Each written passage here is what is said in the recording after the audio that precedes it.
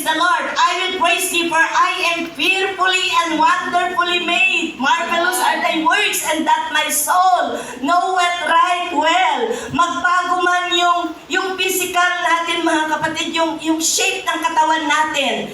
Pero mga kapatid, ang paglilingkod natin sa ating Panginoon ay laging nagle-level up yan. Amen. Laging nagle-level up. Kahit na yung buhay po natin ay merong paganyan, up and down. Sabi nga mga kapatid, di ba yung monitor ng heart? Up and down yan. Pagka up and down, ibig sabihin maganda yun kasi may buhay pa. Pero kapag flat na ganyan, pagayin na yun. Yes.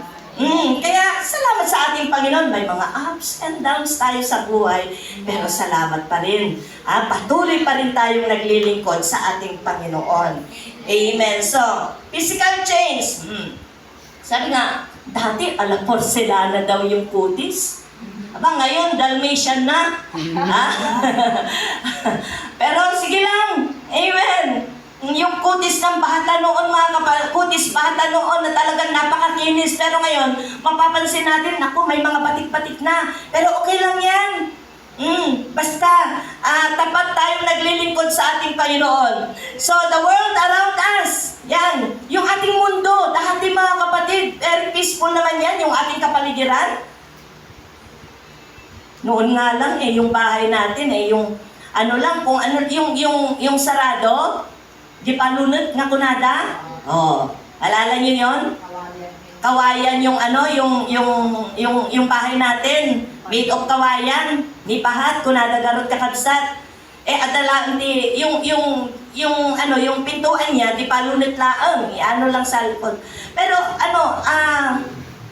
naman tayo, di ba? Yung very peaceful, nakakatulog ka ng mahimbing. Aba ngayon, talaga naman mga kapatid, di sementong agpaiso. May mga pader pa. Pero kung minsan natatakot ka, meron lang parang narinig ka sa Nay, may magnanakaw yata. So yung ating kapaligiran, yung ating mundo, dati very peaceful mga kapatid, pero ngayon, wala na. Saan-saan, bawat may mga gera nang nangyayari. People change, family members, friends, yan. Kahit sa mga kaibigan, kahit sa mga miyembro ng pamilya, people around us, nagbabago. Praise God. And there is only one unchanging being in the universe, and it is our God. In Malachi chapter 3 verse 6, I am the Lord, I change not. Amen. Kaya salamat sa ating Panginoon, hindi nagbabago. God has no need for a change and incapable of improvement dahil siya'y Diyos na makapangyarihan. Ang nag-iisang Diyos na hindi nagbabago. Amen. Palakpakan na natin siya. Hallelujah. In 2 Corinthians chapter 3 verse 18, sabi niya dito, but we all with open face, beholding as in a glass, the glory of the Lord, are changed into the same image from glory to glory, even as by the Spirit of the Lord. Wow, napakaganda mga kapatid. Praise God. Maliwanag ang plano ng Diyos. Amen. Amen. Amen. Maliwanag ang plano ng Diyos sa ating mga buhay. He wants us to be changed. Not the same likeness and image in this life and in the life to come. Yun yung plano ng ating Panginoon. Ayaw ng Panginoon na mananatili tayo doon sa lumang buhay. Ayaw ng Panginoon na mananatili tayo doon sa lusak ng kasalanan. Amen. Ayaw ng Panginoon, mga kapatid, na mananatili tayo doon. Gusto niya na tayo po ay sa kanyang pagbabalik ay makasama po natin. Makasama po tayo doon sa pagbabalik ng ating Panginoon. In 1 Corinthians chapter 15 verse 51, praise God. He wants us to be changed, not the same likeness and image in this life and in the life to come. When the last trumpet sounds, we shall be changed. In an instant, as quickly as the blinking of an eye, praise God. So pagtunog ng trumpeta, yun yung gusto kong yun yung lagi kong hinihingi sa Panginoon. Lord, sa pagbabalik mo, buhay pa ako. Praise God. Hmm? Sa pagbabalik mo, Panginoon, Lord, ito yung hinihiling ko na buhay pa ako kasi gusto kong makita yung pag-change ng katawan na ito. Gusto kong makita yung pag-change. Amen.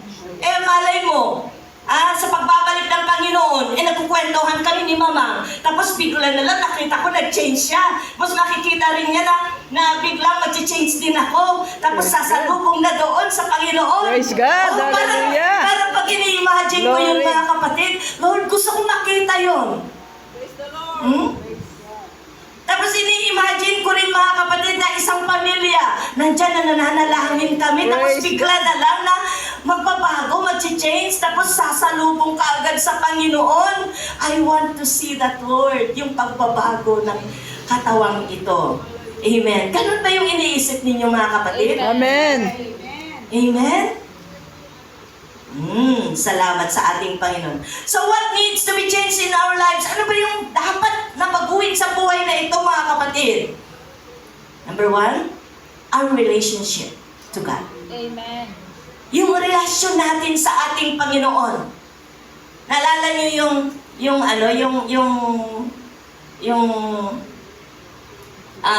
isang poem na, what if Jesus come to your house to spend a day or two? Na-share ko yan sa morning tilaot natin. What if Jesus come to spend a day or two sa iyong bahay? Biglang may kakatok, Sister Rochelle. Knock. Tapos tatanong, sino yan? Si Jesus Christ. Ano kayo yung maging reaction mo, Sister Rochelle? Glory to God. Okay nga. Ano yung reaction mo, Sister Rochelle? Kakabahin po. Kaba. Hindi ka prepare. Hindi mo alam kung paano Okay. siya I-welcome.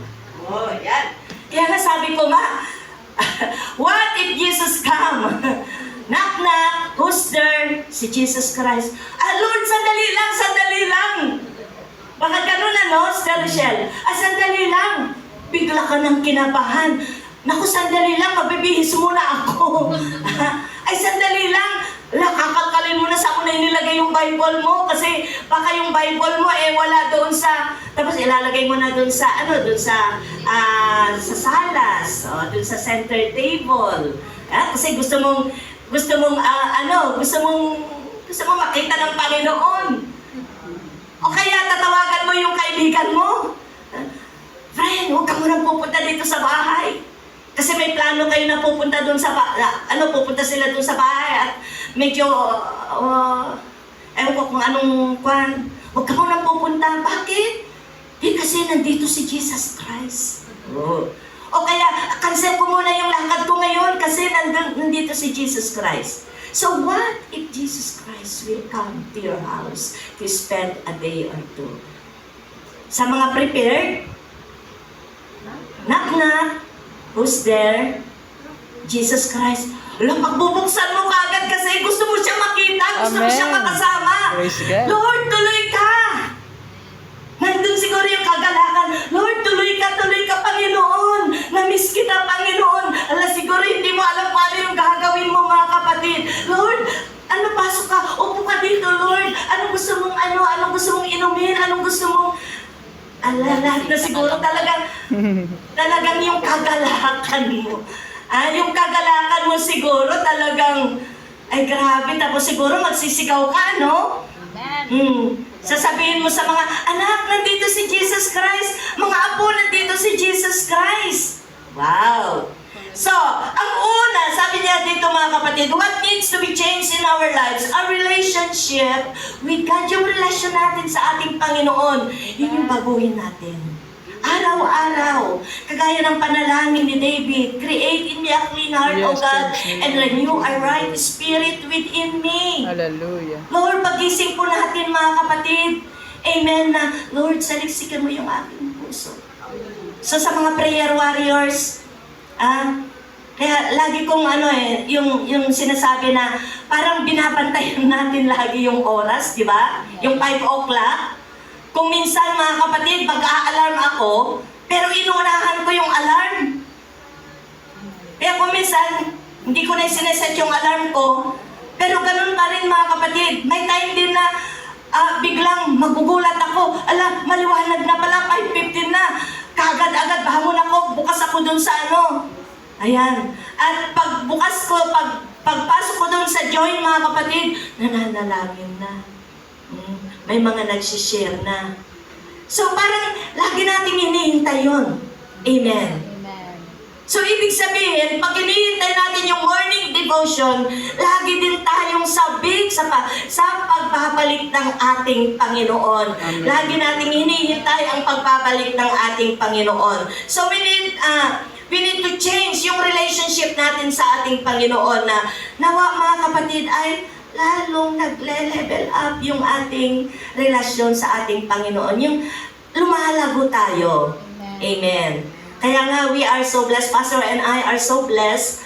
Praise God na nakikita po namin, lalo na doon sa morning devotion, talagang nag-share na sila kasi may mga schedule na sila na mismo yung nag-share. Kaya sabi ko nga, dito matututo tayo.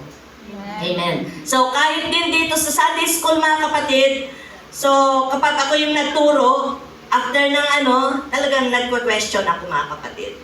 Praise God. So ano pa?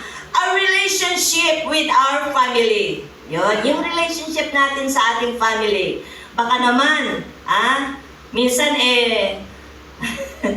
na puro na lang cellphone yung hawak natin mga kapatid. Wala na tayong time na kausapin yung ating mga anak. Kaya nga nung dumating si Dave, sabi ko, ay, kumpleto tayo ngayon. Sabi ko, nung dumating kami galing ng Cebu, and then dumating kami na umaga, siya naman sa gabi na yon nung dumating. So, nandun mga kapatid sa salas, yung tatlo kayo, isang pamilya, na nandun yung prayer. Napakasarap.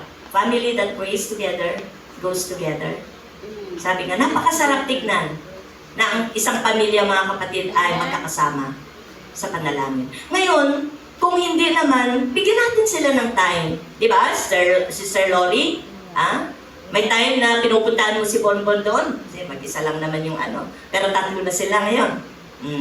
Tatlo na yung So, mas napakasarap yung pinupuntahan mo sila. Pagkatapos, kinakausapan mo, kumusta ka na, anak? Yes. Kami ni Ray kuminsan, kumusta na yung love life mo? Ayan. So, nag-open din siya. So, napakasarap mga kapatid na nandun din yung pag-uusap nyo. Hindi yung lagi na lang sa cellphone tayo. Right. O kaya nanonood. Amen. So, bigyan din natin ng time. Praise God. Yung relationship with our family. May mga sa ating mga anak, sumasama na pala yung loob niya sa atin. Hindi natin namamalayan na nakapagbitaw pala tayo ng tapos masama na yung loob niya sa'yo. Di ba? Minsan, kahit malayo, Sister Michelle, tawagan mo din. Ganyan, kumusta ka na, anak? Di ba, napakasaya din yung meron kayong, yung pagkukwentuhan dalawa. Ayan, si Ninang Marina. Okay? Amen. So, ano pa? Yung relationship natin with others. Yung relasyon natin sa ating mga kaibigan. Sa ating mga kapitbahay. Napakasarap din kasi na, kumbaga, yung maayos. Yung relasyon natin sa ating mga kapitbahay, sa ating mga kaibigan. Amen? So, kinakailangan mga kapatid na pag-uwi natin bahala kayo dyan. Buhay nyo yan. Bahala kayo dyan. Basta ako, naglilingkod sa Panginoon. How about mga kapatid na makita din natin yung kanilang mga spiritual needs? Di ba? Right. Minsan, lumabas din tayo, kumustahin natin sila mga kapatid. Amen. Amen. Amen? At malay nyo sa pag-uusap ninyo, singit-singit natin yung salita ng Panginoon. Amen. That's right. Di ba? Amen. Ano pa? Our character. Yan. What needs to be changed in our lives? Yung ating pag-uugali. Sabi nga, a bad attitude is like a flat tire. Oh, ang bad attitude is like a flat tire. You can't go anywhere till you change it. Parang gulong lang yan na flat. Kapag ang gulong ng sasakyan na flat, hindi yan makakarating sa kanyang paroroonan. Ganyan din sa buhay natin. Yung ugali natin, yung bad attitude, praise God, hindi tayo makakarating sa ating paroroonan kung mananatili yung bad attitude na yan. Kaya dapat mga kapatid, Lord, baguhin mo yung ugali ko. Hindi ko ito, nung bago pa lang kami ni Pastor, mga kapatid, bago mag-asawa, laging nililihans niya ako. Totoo yan. Sa Gemma, laging nililihans niya ako. Kasi kung minsan ang babae, masyadong matapang. Nagigising ako, nililihans ako ni Pastor. Pinagpipray niya ako. Tapos, pag kayong nagigisnan ko na pinapanalangin niya ako, mga kapatid, hindi na lang din ako.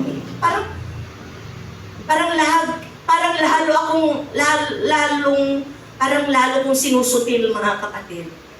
Pero, nung kalaunan, mga kapatid, talagang laging ganon. Hanggang sa na-realize ko, Lord, baguhin mo ako. Gusto ko yung marunong akong magpasako. Praise God. Magpakumbaba. Kasi kung minsan, pag nagtampo, sabi ko sa kanya, pag hindi ako umiimik, huwag mo na lang din akong imikan. Sabi ni Pastor, hindi po pwede yan. Na kapag hindi ka umiimik, hindi na rin ako iimik, kapag hindi ka umiimik, maghapon, di pa paano yan? Silent war. Hanggang sa, sabi ko, Lord, baguhin mo ako. Tulungan mo ako, Panginoon. Kaya nagbunga, Pastor. Yung maglilihats mo sa akin. To God be the glory.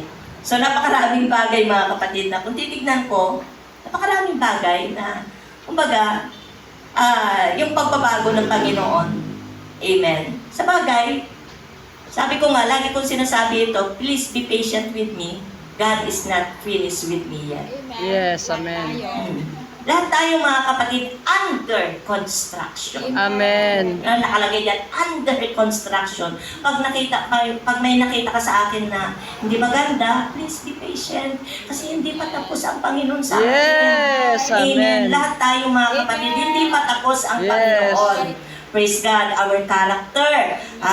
Kailangan mabago. Ano ba yung word na change? Lord, yung C,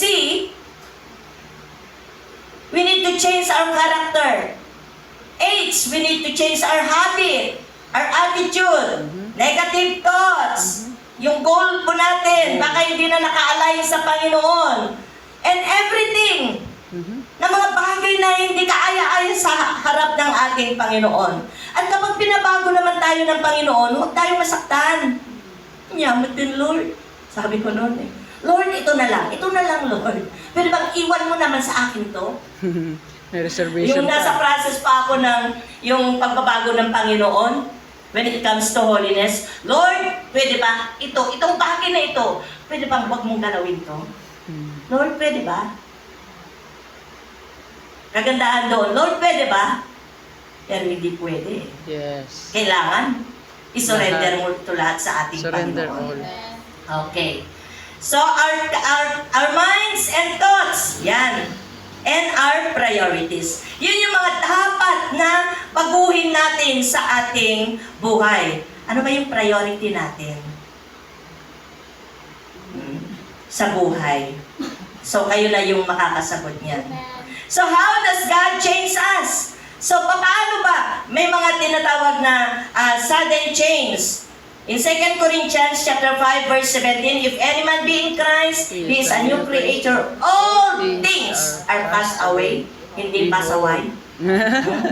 All things are passed away. Ano pa? Behold, all things are become new. Hindi na pasaway, mga kapatid. Amen. Maawa naman kayo kay Pastor. Sabi pa lang Umaawa naman kayo kay Pastor, mga miyembro, huwag naman tayong pasaway. Kasi marami ng puting buhok daw si Pastor, maging ako mga kapatid. Pero alam ko mga kapatid na tayo po ay hindi na pasaway. Amen. Pass away na yung mga bagay na yon. Praise God. Nagiging pagpapalam na po tayo. A sudden change. At yung pangalawa, yung gradual change. Day by day. Yung sabi ko nga kanina, under construction po tayo. So, bawat araw may binabago ang Panginoon sa ating buhay. Amen. So, gradual change. In 1 Corinthians chapter 3, verse 18, let no man deceive himself. If any man among you seemeth to be wise in this world, let him become a fool, that he may be wise. Yun. So, yun yung gradual change mga kapatid na day by day. Meron din yung sudden change, bigla talaga, kumbaga yung nakita mo yung kanyang buhay na grabe ang dali, ang bilis ng kanyang pagbabago. Amen, sa kanyang buhay. Praise God. May mga ano naman na ano lang yung inino, di pa nagbalbaliw. Amen. Pero ang kagandahan doon at least may pagbabago. Yes. Diba? Yan. So, mahaba pa yung time natin mga kapatid. Praise God. So, how does God change us? So, gradual change. Okay. Ano pa? Pangatlo mga kapatid, through tests and trials. Yan. Sa totoo lang, minsan doon tayo nababago sa mga pagsubok sa buhay natin. Through tests and trials. In James chapter 1 verse 2 to 4, my brothers and sisters, or my brethren, count it all joy when you fall into diverse temptation, knowing that the trying of your faith worketh patience. Amen. Amen. Praise God. Sa ibang translation, my brothers and sisters, consider yourselves fortunate when all kinds of trials come your way. For you know that when your faith succeeds in facing such trials, the result is the ability to endure. Make sure that your endurance carries you all the way without failing, so that you may be perfect and complete, lacking nothing. Yan. So, through tests and trials, may mga pagsubok. Lord, salamat. Pinahintulutan mo ito para mabago yung buhay ko. Lord, salamat. Pinahintulutan mo ito para makita ko kung ano pa yung mga kulang. Kaya na-bless talaga ako sa aking anak na sabi niya, hindi naman ako yung taong madaling mag-give up. So sabi niya, siguro meron pang itinuturo ang Panginoon. Marami pa akong mga bagay na hindi pa kumbaga, na-review. So, malay mo sa susunod. Kaya sabi ko sa kanya, take ka ulit, anak. Sige lang. Take lang ng take. Sabi nga niya, lagi ko sinasabi, sabi nga ni Mami Adela, next time you will bring home the bacon. Lagi ko sinasabi sa kanya Oh, di ba? Sabi ni Mami Adela, next time you will bring home the bacon. Kaya, kuminsan mga kapatid, yung mga testing sa buhay natin, sabi nga ni Mami kanina, immune na yata ako sa mga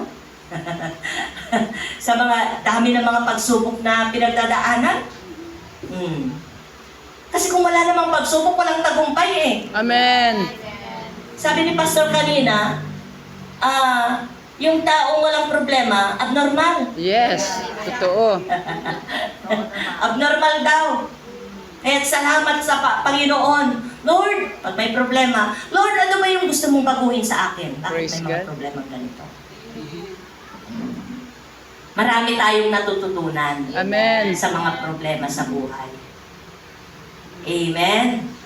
Praise God. So, sa mga testings sa ating mga buhay, mga trials, sige lang, sabi ko nga, harapin mo lang yung mga problema na yan. Kasi, sa susunod, wala na yan. May mga problema mang darating, ibang mukha na naman. Yes. Kasi Annalisa, ibang mukha na naman yung darating. Praise I-enjoy mo. Kung nagkaroon, sabi ko nga, pag may mga problema, sige, i-enjoy mo. Hindi naman nagtatagal yan eh. Walang bagyong ano, Ang bagyo, nag-i-stay. hindi naman nag-i-stay ng isang buwan. Amen. Magsasawa din yan. Ilang araw oras nga lang yata eh. Praise God. Hindi yan mananatili. Ang ulan, natatapos din yan. Kaya ang problema, ang mga pagsubok, natatapos din yan. Praise the Lord. Palakpakan natin siya. Amen. Glory to God. Glory to God.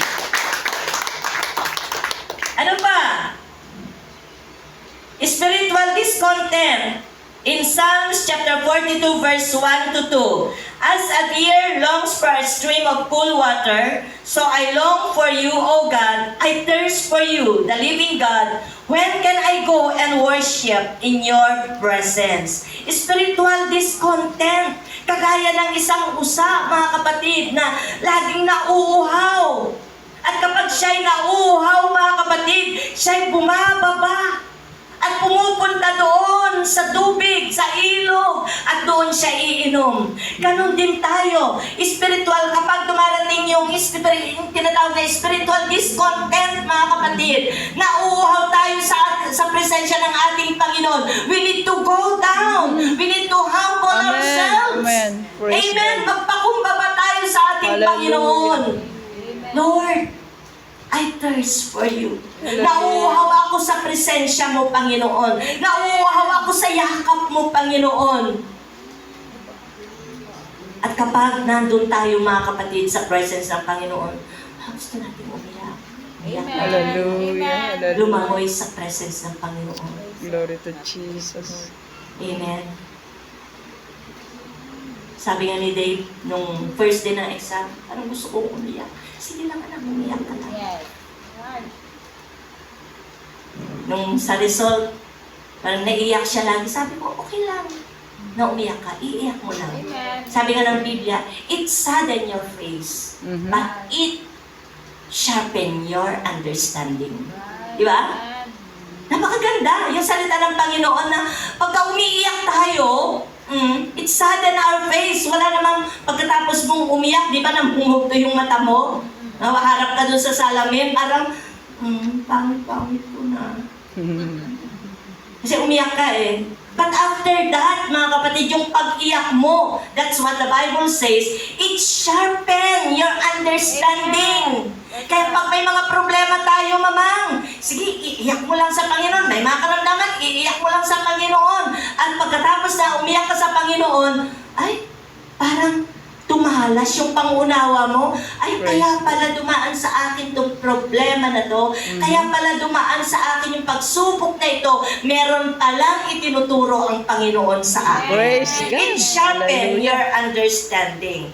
In Matthew chapter 5 verse 6, happy are those whose greatest desire is to do what God requires. God will satisfy them fully. Wow. Yung greatest desire to do what God requires. Yung gusto ng Panginoon sa buhay po natin, mga kapatid. Kaya nga, Lord, sabi ko nga, Lord, make me that person that you wanted me to be. Napakasarap na kapag yun yung hinihingi natin sa ating Panginoon. Praise God. And, number 5, through His Word. Sa pamamagitan ng Kanyang mga salita. Sabi nga dun sa Romans chapter 12, verse 1 to 2. Who can quote that verse? Okay, Romans chapter 12. Chapter 12, verse 1. Ah? I beseech you, therefore, brethren, Okay, by tayo. mercy of Sino God. makapag-quote? Present your body a living sacrifice. Praise God. Romans 12, 1 to. I beseech you, therefore, brethren, by mercies of God, that ye present your bodies a living sacrifice, wholly acceptable unto God, which is your reasonable service. And be not conformed to this world, but be ye transformed by the renewing of your mind, that ye may prove what is that good and acceptable and perfect will of God. Amen! Praise the Lord! Present your body! Itong templo ng ating Panginoon, mga kapatid. Praise Praise God. Praise God! Ibigay po natin sa ating Panginoon. I-present po natin sa ating Amen. Panginoon. So through His Word, how does God change us? Through His Word. Lagi pumupunta tayo sa salita ng ating Panginoon. Amen. Binabago tayo ng Panginoon through His Word. Amen. Amen. At hindi lang yan mga kapatid, ang salita ng ating Panginoon, yun din yung nagko-comfort sa atin. Praise God. Naalala ko tuloy mga kapatid Hallelujah. nung namatay yung anak ko, ito yung takbuhan ko eh. Amen. That's right. Kasi malayo ako sa kanila. Amen. Amen. Every time na talagang parang gusto ko na namang umiyak. Ito mami yung takbuhan ko. Pagka buklat na naman ako, nagbabasa ako. At tamang-tama, yung mga message ng ating Panginoon. So through His Word, praise God, kung gusto nating mabago yung buhay po natin mga kapatid, ito yung salita ng ating Panginoon. Amen. The Bible will keep us from sin. Amen. Praise the Ang Lord. salita ng Panginoon, ilalayo tayo doon sa kasalanan. Amen. Iti sasaway ti Apo, iyadayo na tayo, agbasol. Amen. Hmm? That's right. Amen. The Bible will keep us from sin, but sin will keep us from the Bible. Yung kasalanan, yun yung nagpapalayo sa atin sa salita ng ating Panginoon. Kaya nga, if you want to be changed, the Word of God. Amen. Praise the Praise God. Lord. Palakpakan na natin siya. Glory to Jesus. Hallelujah. Praise God. So, hindrances to change. Ano ba yung hindrance, mga kapatid? Yung mga hindrances, yung mga palakid, sa pagbabago. Number 1, unwillingness. Kuna na duma, inyanakdak, kastuyakon. Unwillingness. Yung ayaw niya talagang mabago. Mhm. Ano pa? Yan yung mga hindrances. Fear. Lagi yung takot eh. Baka pagtawanan lang ako. Baka katawaan dak lang, no makita lang na nagbalbaliwan tibiyag.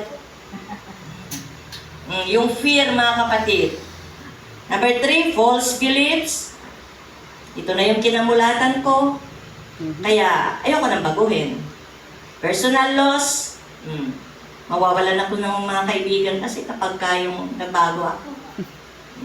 Nagbago ako ng religion. Baka itatakwil ako ng magulang ko. And cannot see benefits. Puro negatives, puro nega. Kaya ayaw niya na mabago. Yan. So, yan yung mga hindrances, mga kapatid. So, change is a choice. People are willing to change when they heard enough, they learned enough, and when they are encouraged enough to believe they can change. So, it is a choice. Choice natin ito, mga kapatid. Amen. Pero nawa, yung choice na yan, praise God, kaya lagi ko sinasabi, you're the deciding factor, ikaw yung mag-decide, piliin mo yung mabubuting bagay. Amen. So yung pagbabago, ikaw ang mag-decide at nawa, piliin mo na mabago yung buhay mo para sa ating Panginoon. Praise God. And then, step to change. Ito na yung mga steps, mga kapatid. Number 1, recognize. Number 2, focus, pray, apply, be comfortable with someone. So, we need to recognize the ways of God. Yan, yung way ng Panginoon, mga kapatid. We need to focus on the area you want to change. Okay, ano ba yung isang bagay? Okay, kay Brother Joss, may area ka sa buhay mo ba na gusto mong mabago? Okay, nandito na tayo sa ano? Siguro po yung minsan impulsive ako sa mga decisions. So, sa mga decisions. Okay. So, sabi nga, pag sa mga decisions, so kung minsan gusto niyang mabago yun kasi biglang nag-decide ka ng, sa sarili mo, ganyan. So, sabi nga ng Biblia, in the multitude of counselors, there is safety. Kasi kung minsan, nagdi-decide tayo bigla-bigla, ano? At saka ito pa, huwag tayong gumawa ng decision kapag down na down tayo. Yes. That's on Amen? Pag down na down tayo, huwag kang gumawa ng decision. Just relax, mag-relax ka lang dyan. Huwag kang gagawa ng mga bagay o magdidesisyon ng mga bagay na baka mamaya pagsisihan mo. Mag-relax ka lang dyan, Lord. Manalangin ka. Huwag kang kaagad-agad mag-desisyon. Yan. So, yun yung gustong baguhin ni Brother Jos. Pero kaya natin yan, Brother Jos. Sa tulong ng Panginoon, I can do all things through Christ which strengtheneth me. Amen. So, panalangin mo, pag-fast mo, o kagaya na ni Pastor, nililay hands niya ako. Praise God. O, nandyan si Mama Tess. Okay. So, ano ba? Okay, Sister Rochelle. Kasi ilang ano ka nang nag-attend dito? May 1 month na, no? Pang 4 Sunday na ito. So, alam ko na nangungusap ang Panginoon sa'yo. So, ano ba yung, may mga katanungan ka ba sa Panginoon na about sa pagbabago, ganyan? Sige nga. Huwag ka mahiya.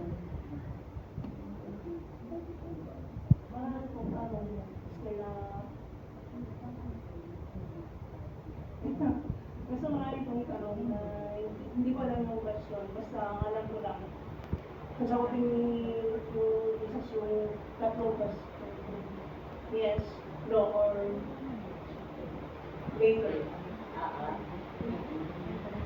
So, yun yung ano. Okay. Okay.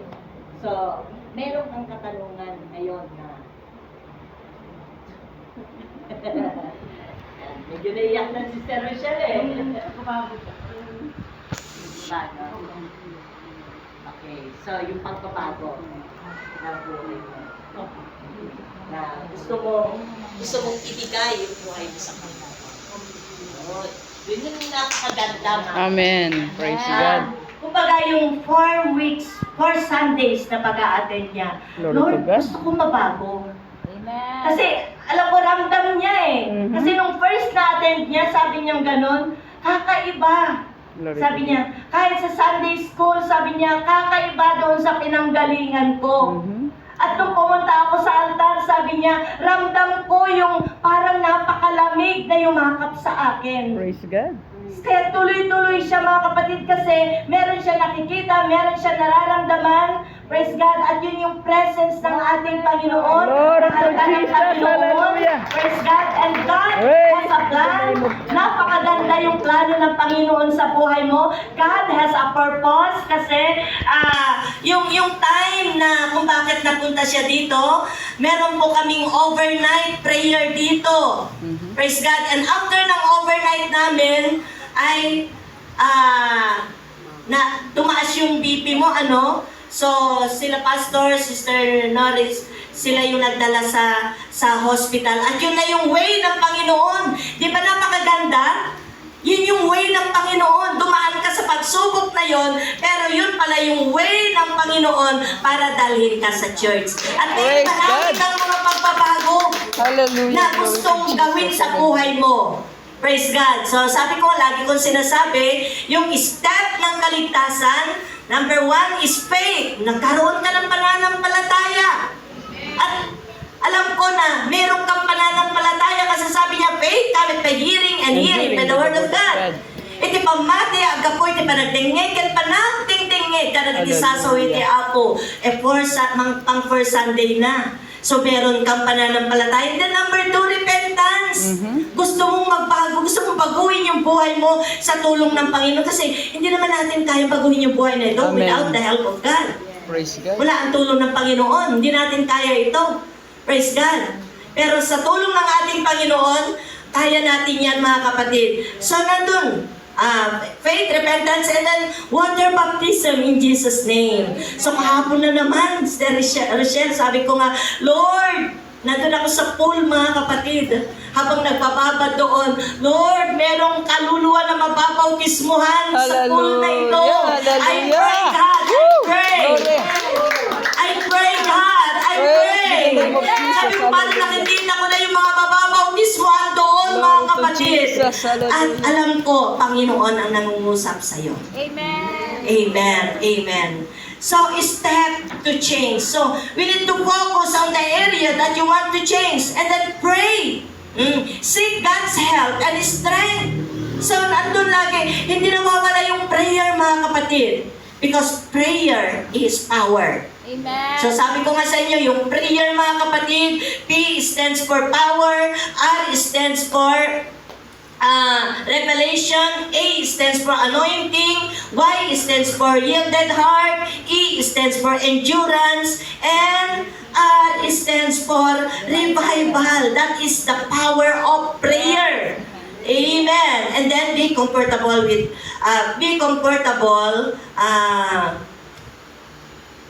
without someone. Yung wag kang laging, yung nagdidepende lagi sa kasama mo or kaninong pa man, mga kapatid. Amen. Sa Panginoon tayo lagi Yes. magdepende. Amen. Amen.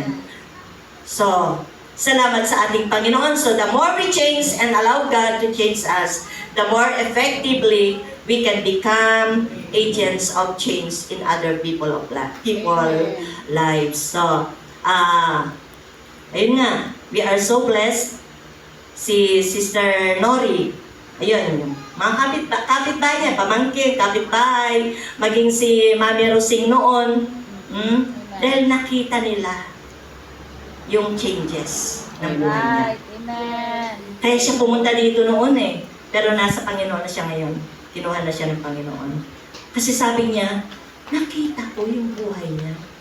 Right. Kahit hindi siya magsalita, pero nakita niya yung changes. Glory to Jesus. Amen. So sa ating lahat, mga kapatid, nakikita ng ibang tao kung papaano tayo binago ng ating Panginoon. Amen. Amen. Okay, so tumayo tayong lahat, mga kapatid.